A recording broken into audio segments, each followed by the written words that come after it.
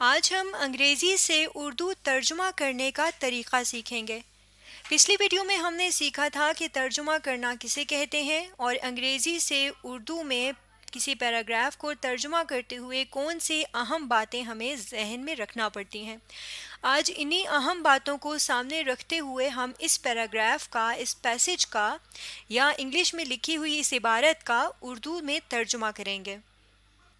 سب سے پہلے ہم اس پیراگراف کو، اس عبارت کو پڑھ لیتے ہیں۔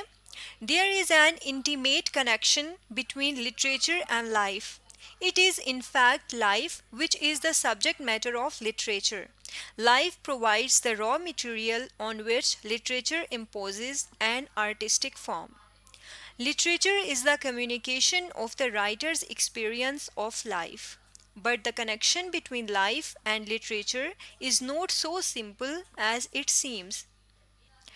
This problem has been discussed by some of the greatest critics of the world, and their conclusions have been sometimes contradictory. اب ہم اس کو سمجھتے ہیں کہ اس میں کیا کہا گیا ہے۔ There is an intimate connection between literature and life. اب یہاں پر پہلے ہم ہر لفظ کا الگ الگ ترجمہ لکھتے ہیں اور پھر دیکھتے ہیں کہ ہمیں کلیکٹیولی کیا چیز سمجھ میں آتی ہے۔ دیر کا کیا مطلب ہوتا ہے؟ وہ، وہاں، از ہے، این ایک، انٹیمیٹ گہرا، کنیکشن تعلق، بٹوین کے درمیان، لٹریچر ادب، اینڈ اور لائف زندگی۔ اب یہاں پہ کیا بنا کہ وہاں ہے ایک گہرا تعلق کے درمیان ادب اور زندگی۔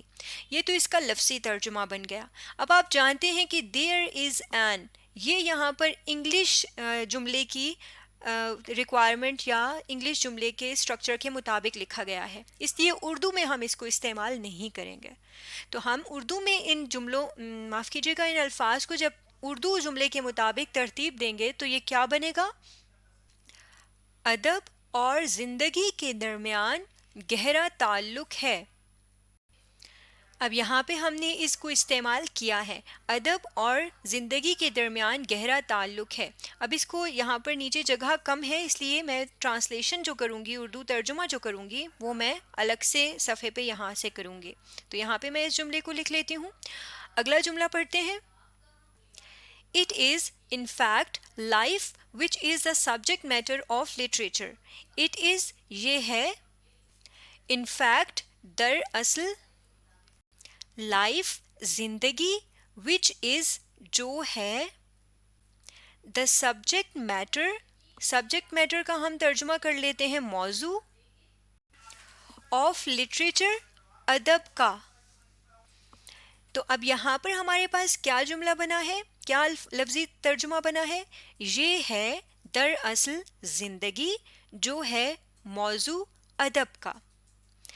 یعنی اگر ہم اس جملے کو اردو کے مطابق ترتیب دیں گے تو اٹ تو ہم نہیں لکھیں گے، آپ جانتے ہیں یہ انگریزی جملے کی ریکوائرمنٹ ہے، انگریزی جملے کی ساخت کے مطابق ہے۔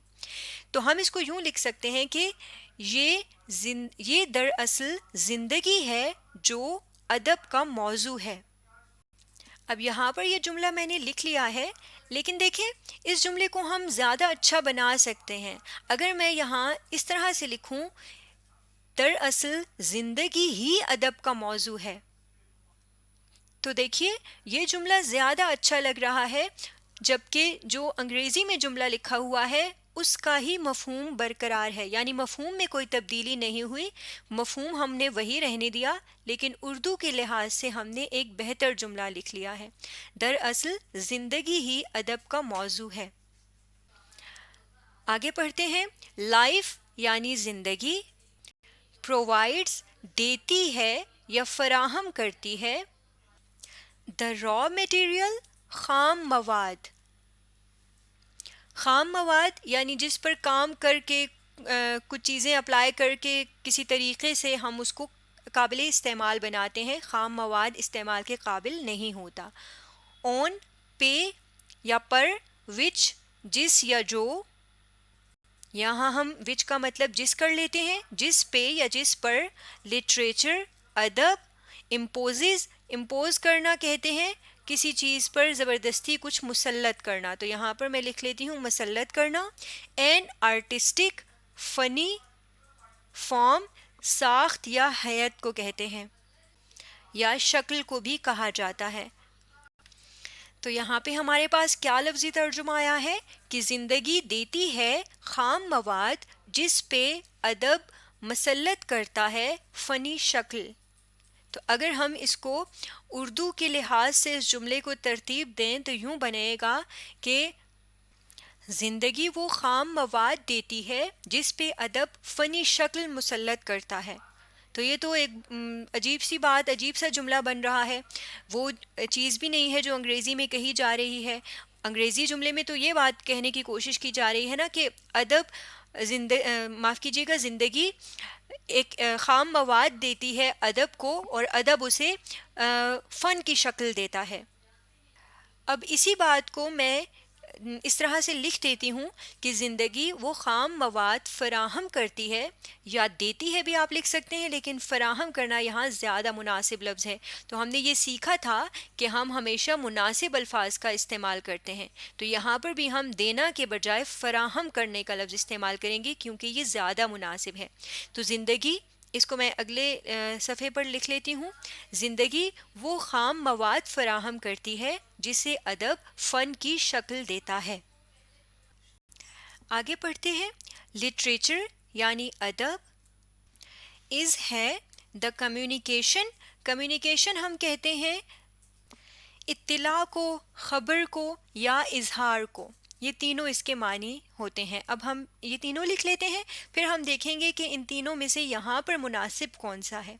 ऑफ द राइटर, मुसन्निफ के, ऑफ द राइटर्स मुसन्निफ के एक्सपीरियंस, तजुर्बे, बल्कि इसको यूँ कर लेते हैं कि एक्सपीरियंस ऑफ लाइफ, ज़िंदगी का तजुर्बा।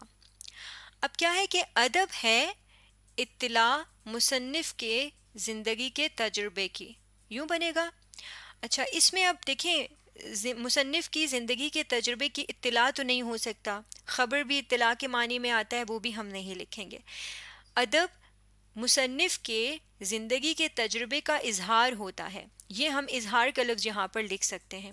अब इसको हम उर्दू जुमले के मुताबिक तरतीब दे के इस जुमले को कैसे लिखेंगे, माफ़ कीजिएगा, इन लफ्ज़ों को कैसे लिखेंगे। अदब मुसन्निफ की ज़िंदगी के तजुर्बे का इजहार होता है। अब इसी जुमले को यहाँ मैं इधर लिख लेती हूँ। अब देखें वही चीज़ यहाँ पर इस जुमले में भी कन्वे हो रही है जो अंग्रेज़ी वाले जुमले में बताई जा रही है या कही जा रही है। बट, लेकिन, द कनेक्शन, ताल्लुक, बिटवीन, के दरमियान, लाइफ, ज़िंदगी, एंड लिटरेचर और अदब, इज़, है, नॉट, नहीं, सो सिंपल, इतना सादा, एज, जैसा, इट सीम्स, ये नज़र आता है। अब यहाँ पर लफ्ज़ी तर्जुमा हमारे पास क्या आया है, लेकिन ताल्लुक ज़िंदगी के लेकिन ताल्लुक के दरमियान ज़िंदगी और अदब है नहीं, इतना सादा, जैसा, ये नज़र आता है। तो इन अल्फाज को अगर हम उर्दू जुमले की तरतीब के मुताबिक लिखें तो यूँ बनेगा कि लेकिन ज़िंदगी और अदब के दरमियान ताल्लुक इतना सादा नहीं है जैसा नज़र आता है। अब यहाँ पे देखें, जुमला तो बिल्कुल ठीक है, वही मीनिंग कन्वे कर रहा है जो अंग्रेज़ी जुमला भी कर रहा है, लेकिन यहाँ पर फ़र्क क्या है, उर्दू में हम जब इतना लफ्ज़ इस्तेमाल करते हैं ना जुमले के एक हिस्से में, तो जुमले के दूसरे हिस्से में हम जैसा नहीं लफ्ज़ इस्तेमाल करते, बल्कि हम क्या लफ्ज़ इस्तेमाल करते हैं, जितना। तो यहाँ पर हम जैसा के बजाय लिख देते हैं जितना। लेकिन ज़िंदगी और अदब के दरमियान ताल्लुक इतना सादा नहीं है जितना नज़र आता है। तो अब ये उर्दू जुमले के मुताबिक बिल्कुल ठीक हो गया है। आगे पढ़ते हैं। दिस, ये, प्रॉब्लम, मसला, हैज़ बीन डिस्कस्ड, बहस किया जा चुका है, बाय, से या की तरफ से, सम, कुछ, آف دا گریٹسٹ کریٹیکس، گریٹسٹ کہا جاتا ہے عظیم ترین کو یعنی بہت بڑے، کریٹیکس ناقدین، ناقدین ناقد کی جمع ہے یعنی تنقید کرنے والے، آف دا ورلڈ دنیا کے۔ اب یہاں پہ کوما لگا ہے یعنی یہ جملے کا ایک حصہ ہے، تو پہلے ہم اس کو سمجھ لیتے ہیں۔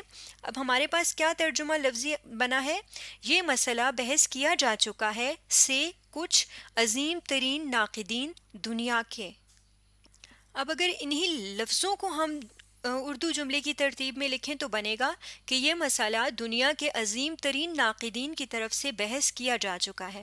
تو یہ ایک تو یہاں پہ عظیم ترین کا لفظ بہت عجیب لگ رہا ہے کیونکہ ہم اردو میں عظیم ترین کا لفظ اس طرح سے استعمال نہیں کرتے، اور دوسرا کی طرف سے بحث کیا جا چکا ہے، یہ بھی اردو جملے میں ہم اس طرح سے لفظوں کو نہیں لکھتے، آپ یہ بات جانتے ہیں۔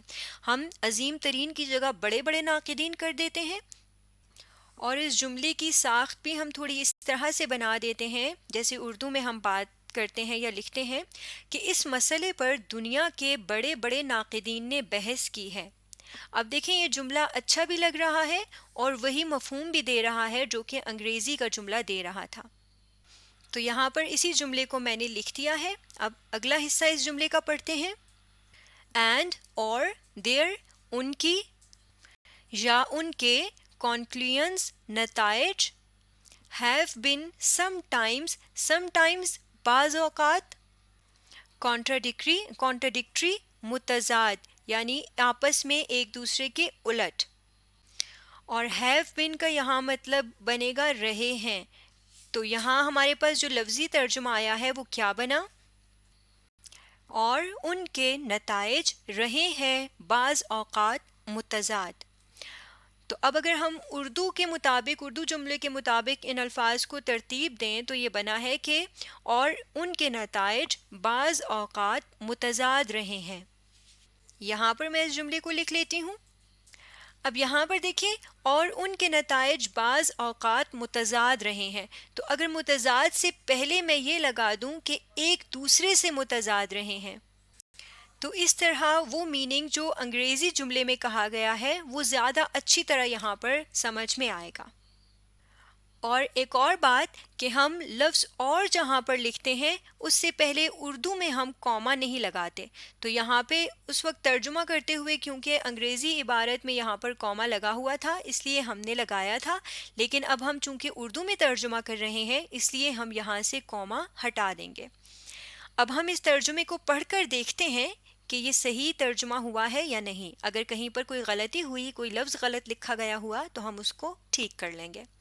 ادب اور زندگی کے درمیان گہرا تعلق ہے۔ دراصل زندگی ہی ادب کا موضوع ہے۔ زندگی وہ خام مواد فراہم کرتی ہے جسے ادب فن کی شکل دیتا ہے۔ ادب مصنف کی زندگی کے تجربے کا اظہار ہوتا ہے، لیکن زندگی اور ادب کے درمیان تعلق اتنا سادہ نہیں ہے جتنا نظر آتا ہے۔ اس مسئلے پر دنیا کے بڑے بڑے ناقدین نے بحث کی ہے اور ان کے نتائج بعض اوقات ایک دوسرے سے متضاد رہے ہیں۔ تو آپ دیکھیں کہ جو بات انگریزی عبارت میں کہی جا رہی تھی وہی بات اب یہاں اردو عبارت میں بھی کہی جا رہی ہے، تو اس کا مطلب ہے کہ ہم نے ترجمے کی جتنی بھی اہم باتیں تھیں ان کو سامنے رکھتے ہوئے اس عبارت کا اردو ترجمہ کر لیا ہے۔ آج ہم نے انگریزی سے اردو ترجمہ کرنے کا طریقہ سیکھا ہے۔